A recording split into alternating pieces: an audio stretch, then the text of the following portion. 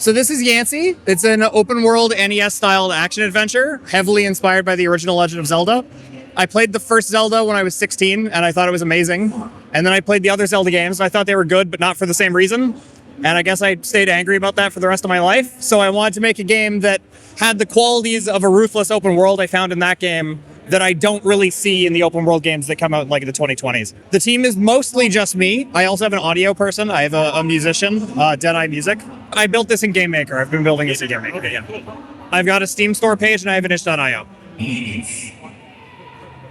I've got a specific funny shot moment of it.